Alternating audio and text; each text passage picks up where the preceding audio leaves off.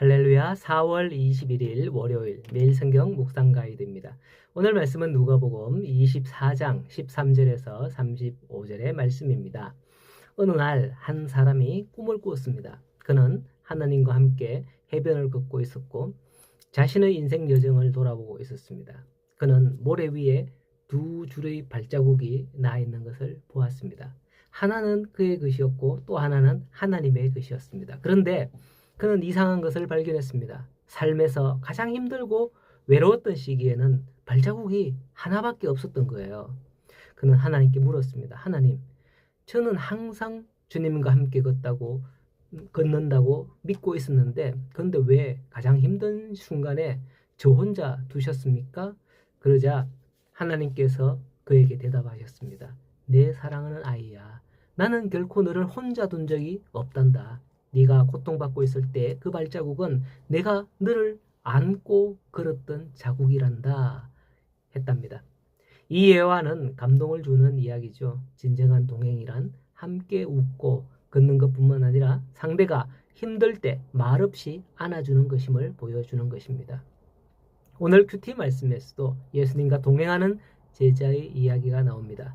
두 명의 제자인데요. 그들은 예루살렘에서 25리나 되는 엠마오로 가고 있었습니다.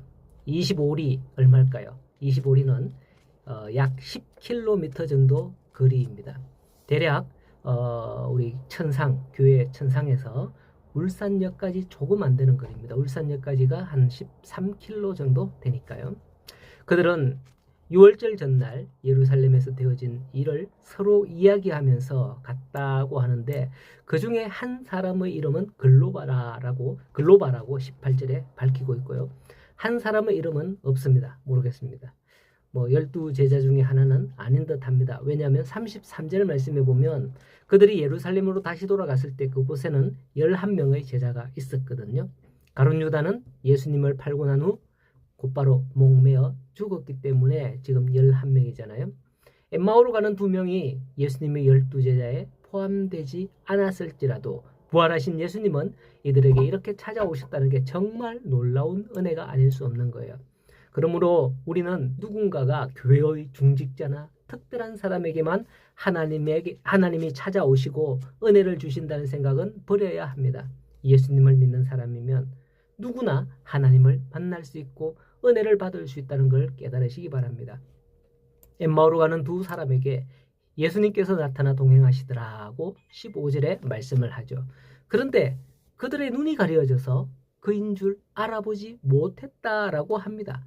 그들은 주님과 동행하면서 줄곧 이야기를 주고받으면서 슬픈 빛을 띄었다는 거죠. 왜 그럴까요?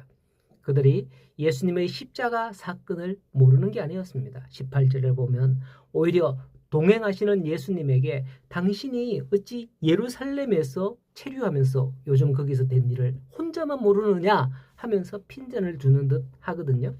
그 일을 너무나도 잘 알고 있던 엠마오로 가는 두 사람이에요. 그리고 이 사람들은 예수님을 너무나 따르던 사람이었습니다. 21절에는 우리는 이 사람이 이스라엘을 속량할 자로 바랐다라고 하죠. 그러니 얼마나 예수님을 열광적으로 환영하며 따랐겠냐 말입니다. 자기가 따르는 사람에 대해서 낱낱이 알잖아요. 그죠? 요즘 보면 트로트 가수들 팬들이 참 많습니다. 제가 종종 보는 게 그 가수들 팬들은 아예 대형 버스에 가수의 얼굴을 랩핑을 해서 전용 버스를 만들어서 홍보하는 걸 제가 보았거든요. 예, 그걸 종종 봤습니다. 그들은 그가 어디를 가든 알고서 응원하러 가죠. 제 아내 친구의 딸이 외고에 다녔었는데 지금은 이제 대학생이 됐습니다만은 누군지 모르겠어요. 누구를 되게 굉장히 좋아해서 그 가수가 서울에서 공연한다는 일정이 잡히면 어떻게 해서든지 표를 구해서 서울로 간답니다. 또 일전에는 일본에서 공연한다는 것을 알고는 일본까지 비행기 타고 원정 응원을 갔다라고 해요. 놀랍죠. 우리 딸이 그러면 야, 너 미쳤냐? 이렇게 하고 싶은데 어쨌든 자기가 따르는 가수에 대해서 이렇게 속속들이 알고 그가 어디를 가든지 이렇게 가는 걸 보니 참으로 놀라운 따름이죠. 그러니 엠마오로 가는 두 제자도 예수님과 관련된 일들을 속속들이 다 알고 있었던 걸 거예요. 하지만 어떻습니까? 16절에 그들의 눈이 가려져서 지금 동행하는 이가 예수님인 것을 알지 못하고 있다라고 말씀하고 있는 겁니다. 아마도 우리도 그렇지 않을까요?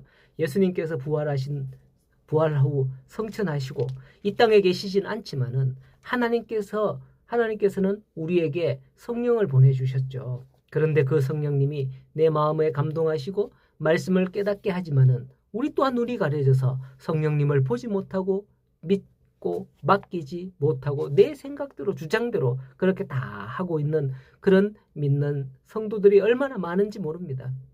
그런 엠마오로 가는 두 제자와 동행하시는 부활의 예수님께서는 25절 이하에 이르시되 미련하고 선지자들이 말한 모든 것을 더디 믿는 자들이여 그리스도가 이런 고난을 받고 자기 영광에 들어가야 할 게 아니냐 하시고서 성경에 쓰인 자기에 관한 것을 자세히 설명해 주셨다라고 합니다. 그런데 사실 이 말씀을 듣는 순간까지도 그들은 그분이 예수시란 것을 깨닫지 못했어요. 날이 저물 때까지 말이죠. 그러나 30절에 예수님께서 떡을 떼어서 그들에게 주시니 그들이 받아 먹을 때 눈이 밝아져 예수신 줄 알아봤다라고 합니다. 그렇습니다. 아무리 말씀을 읽어도 아무리 말씀을 요즘에 적잖아요. 그죠 여러분들? 아무리 말씀을 적어도 깨닫지 못할 수가 있어요. 예. 검은 거는 글씨고 흰 거는 종이고 예수님께서 주시는 떡 예수 그리스도께서 우리를 위해서 흘리신 살과 피를 맛보지 않고서는 그분을 만나도 그분인지 깨닫지 못할 수 있는 겁니다. 우리는 어떻게 하면 예수님의 살과 피를 먹을 수 있나요? 형식적으로는 성찬식 때 나누는 빵과 포도주입니다. 그러나 더욱 중요한 것은 엠마오로 가는 두 사람이 주님과 한 상에서 음식을 먹고 마셨다는 거죠. 주님의 상에 참여한 자들은 32절에 그들이 서로 말하되 길에서 우리에게 말씀하시고 우리에게 성경을 풀어주실 때에 우리 속에서 마음이 뜨겁지 아니하더냐 깨닫게 되는 거예요. 주님과 한 상에 둘러 앉아 먹고 마실 때 말입니다. 그렇습니다. 여러분들도 하나님의 말씀을 듣는 순간에는 못 깨달으실 때가 참으로 많아요. 여러분 교회 와서 설교 들을 때 다 깨닫는가요? 예, 그 못 깨달을 때가 참 많아요. 얼마나 많은 사람들이 못 깨달으니 이런 말까지 하겠습니까? 또 설교하네. 이러면서 비아냥거리는 말로 또 설교하네. 설교하지 마라. 나한테 설교하지 마라. 이런 말 쓰죠. 우리는 주님의 상에 참여해야 합니다. 한 상에 둘러 앉아야 하는 거예요. 주님과. 그것은 주님이 우리를 위해 베푸신 많은 상황들이라고 보면 돼요. 그런 상황에서 우리가 주님이 이런 분이다 체험하면 그게 이 말씀이셨구나 깨닫게 되는 거죠. 오늘 하루도 저와 여러분에게 주어지는 모든 상황 가운데 주님과 동행하며 나와 함께 하시는 분이 바로 주님이심을 깨닫고 오늘도 감사하며 살아가는 하루 또 이 한 주간이 시작되는 하루가 되기를 간절히 소원하고 축복합니다. 주님과 함께 동행하시기를 바랍니다.